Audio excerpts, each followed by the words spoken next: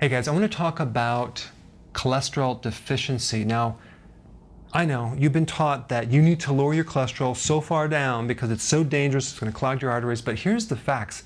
There are way more problems with low cholesterol than there is with high cholesterol. Let's say you had high cholesterol, high total cholesterol. Do you realize that the risk for heart attack would only be 0.1% increased?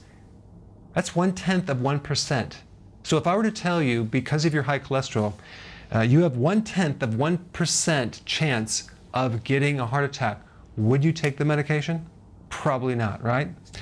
The amount of problems that occur with low cholesterol, depression, cancer, strokes, aortic dissection, that's where the aorta just splits, and that would cause a stroke, obviously, internal bleeding. Prone to suicide. Wow. Probably from the depression, right? Why? Because cholesterol is necessary to make hormones. Short-term memory loss in the elderly. Susceptible to infection, including MRSA. That's probably why so many people at the hospital are getting MRSA, because they put them on statins. Increased risk for AIDS. Increased risk, chance of getting allergy or asthma. You can actually improve allergies and asthma by giving the person vitamin D, but to make vitamin D, you need cholesterol.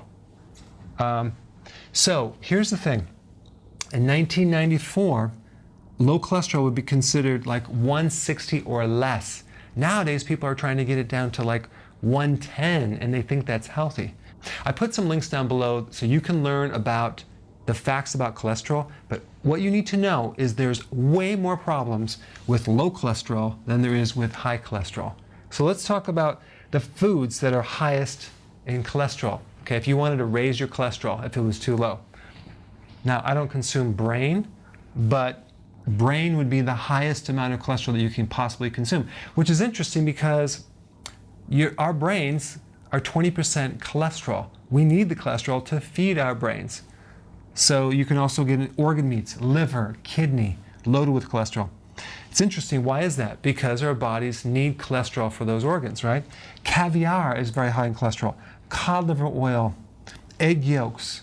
That's where I get my cholesterol. Butter, cold water fish, lard. So these are all foods that a lot of people ate back in the early 20s and 30s, but of course in the 40s. And then in the 50s and 60s, people just kind of got them out of their diet. But the truth is that cholesterol deficiencies create more problems than high cholesterol. Thanks for watching. Hey, I just wanted to take a moment to thank you for your amazing, amazing successes that you guys are writing about. And I would love to have a complete success story from you with a before picture and an after picture as well, if you have that. And I put a link down below so you can fill it out. If you don't have a weight loss before and after, just put an image of yourself and your success. I would love to read it, and I would love to share it with others because it does give them hope that they could be helped too. Thank you so much.